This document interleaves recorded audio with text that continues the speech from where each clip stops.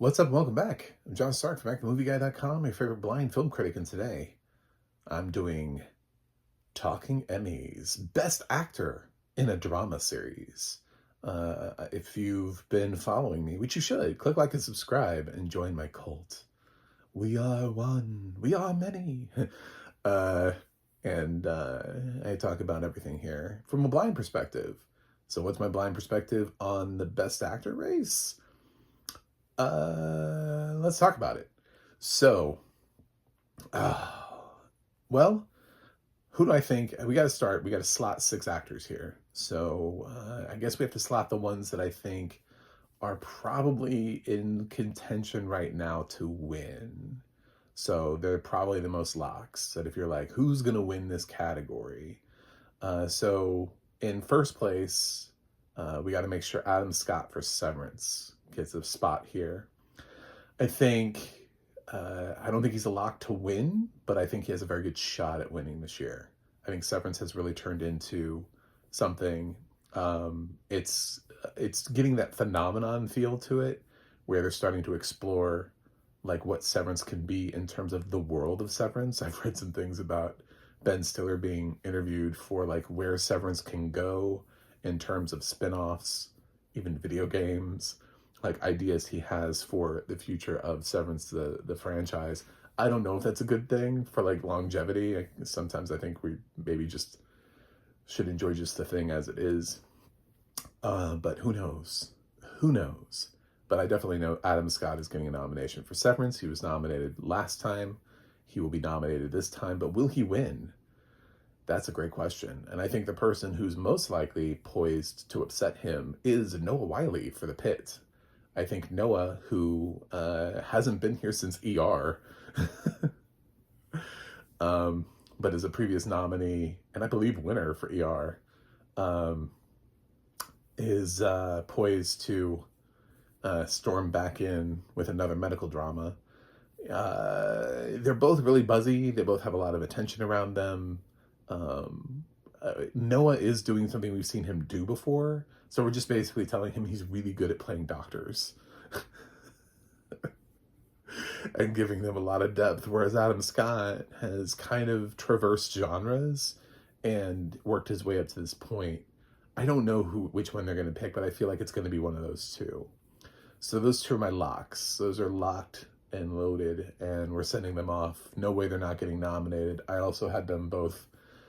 Severance and The Pit were both locks for me in terms of series nominations. The White Lotus isn't submitting anybody in lead. That was another series that I had as a lock. So if there was somebody that was being submitted in lead, I would consider them here, but they submit everyone in supporting, which is really obnoxious because then it fills up the supporting category and blocks people from other shows. So it makes it look like the only show they ever watched was White Lotus. I digress. So, who do we got in mid-place spots? Who are we going with for spot 3, spot 4? There's a couple choices here. But the one that I think is, I've toyed with the idea of whether or not this person could get in based on how their show played out. And Brian Cox did get in for Succession, for the final season of Succession. So I have no reason to believe that Pedro Pascal didn't do enough this season to retain his lead actor in a drama spot for The Last of Us. I think especially episode 6 really puts him in position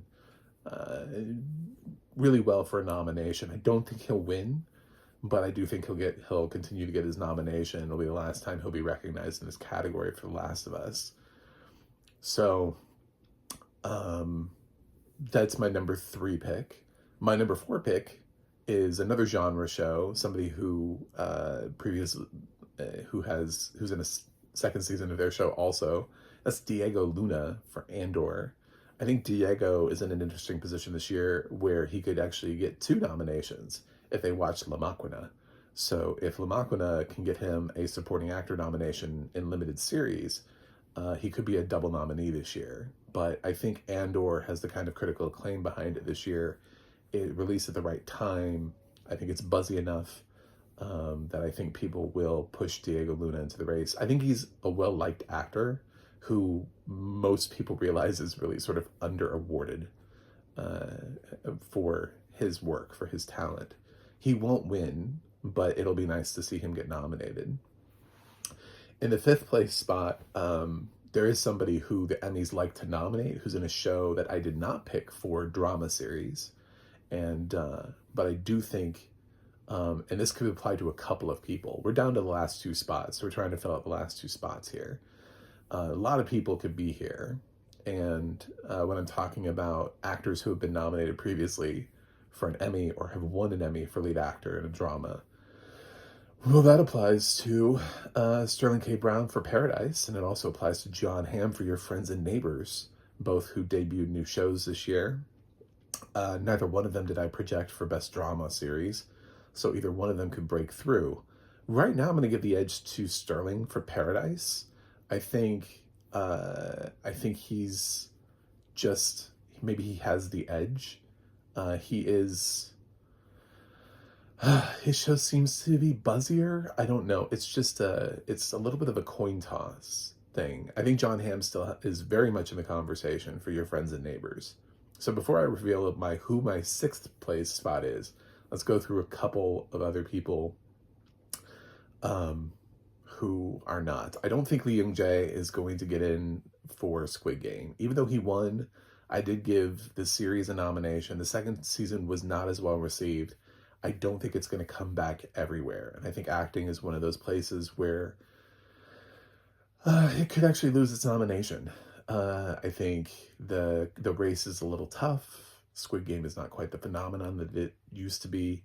And I think he's probably going to be one that suffers from it. So I'm not projecting him to be nominated. I think when you look at the rest of some of these juggernauts, right? You look at sort of the content that HBO puts out. Well, I've already covered Last of Us. I've already covered The Pit. The other shows, House of the Dragon doesn't run anybody in lead actor.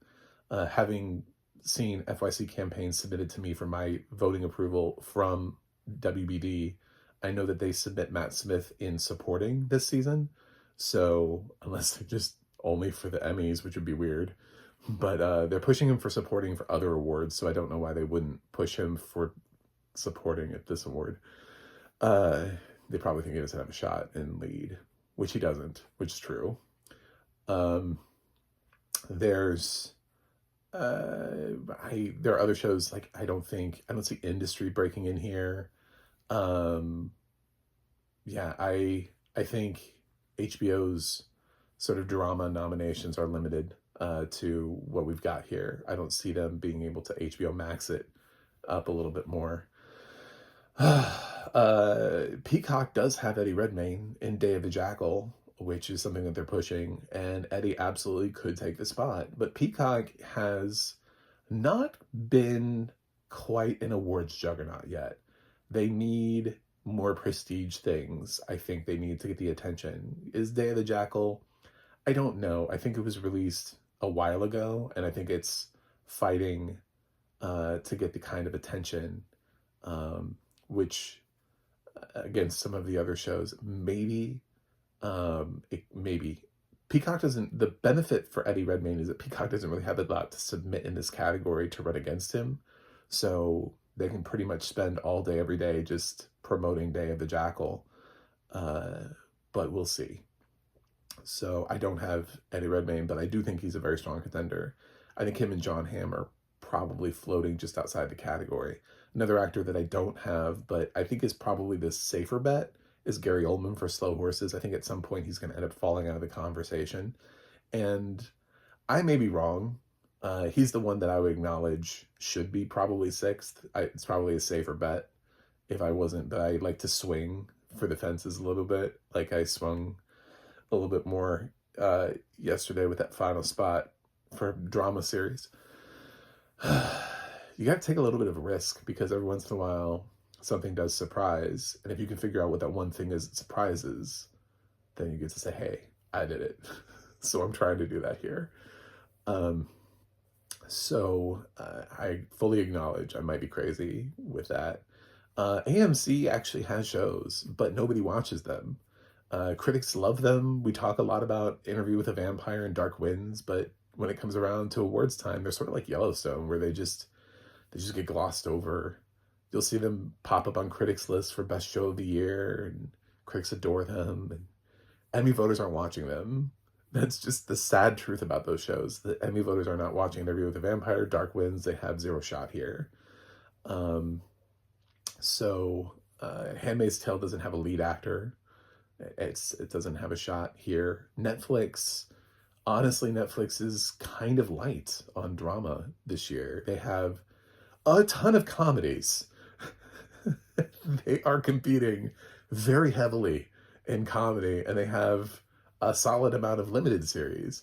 But in terms of drama, they are a little light. They're a little reliant upon shows that don't necessarily have a male lead are sort of their leading contenders, like The Diplomat, where Rufus Sewell is submitted in supporting actor. Black Doves, where surprisingly Ben Whishaw is being submitted in supporting actor. If he wasn't, I would absolutely consider him in the mix here. But I thought that was a co-lead situation, but apparently not. And yeah, Bridgerton has lost its luster in terms of being able to get nominations. So ultimately, I looked at Apple and I went through the list of Apple shows. And there's one show that stands out to me, and there's one performance that stands out to me. So my sixth place spot, I'm stretching because it goes against a lot of things. There's also, I should say, Jeff Bridges is technically eligible here. He's a past nominee for The Old Man. So there are a couple of other nominees floating in and around that could surprise. But generally, Emmy voters don't jump into something late in the game, generally speaking. Also, Michael Fassbender for The Agency, Billy Bob Thornton for Landman. Yeah, there are some other high-profile names out there in shows. But I'm going with Jake Gyllenhaal for Presumed Innocent. I think his performance he has a huge deficit to make up in that his performance was a year ago. I think Presumed Innocent hit and people liked it and remembered it. And I was kind of worried about whether or not Blackbird, whether or not anybody would remember that in limited series, because that was like a July thing. And we had to wait like a whole year to see whether or not Emmy voters would reward it. And sometimes they do, they do have to, technically The Bear drops in June, and we have to wait like a whole year to see how they react to The Bear. So I think I wish I would feel a lot more secure about Jake Gyllenhaal if they were doing season 2 right now, but they're not. And they're not even doing season 2 with the same group of characters. It's supposed to be like a different story.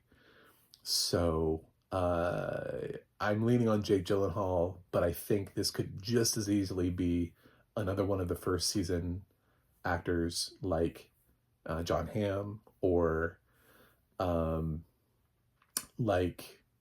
Eddie Redmayne. I think there's an allure to Jake Gyllenhaal and not knowing what it means for season 2 of that show, and like who's going to be returning, who's going to be doing what. Will he be able to be nominated? Is this their only chance to nominate Jake Gyllenhaal? Whereas clearly John Hamm and Eddie Redmayne would be back for the second seasons of their shows. Yeah, maybe he'll get enough votes. This also could be Gary Oldman. It's really tough to figure out the 6th spot here. So anyway, those are my thoughts. If you're trying to play it safe, I would say Gary Oldman. If you're trying to play it safer than me, flip a coin between John Hamm and Eddie Redmayne. If you want to be a little bit bold, but not too bold. I think I'm in the too bold right now. If you want to be really bold, then pick something like Billy Bob Thornton for Landman, because that's not happening, because Taylor Sheridan doesn't get Emmy nominations. So, or Mobland, pick Tom Hardy for Mobland. Those are not happening. Anyway, thanks for watching, thanks for subscribing, and I will see you guys on the other side.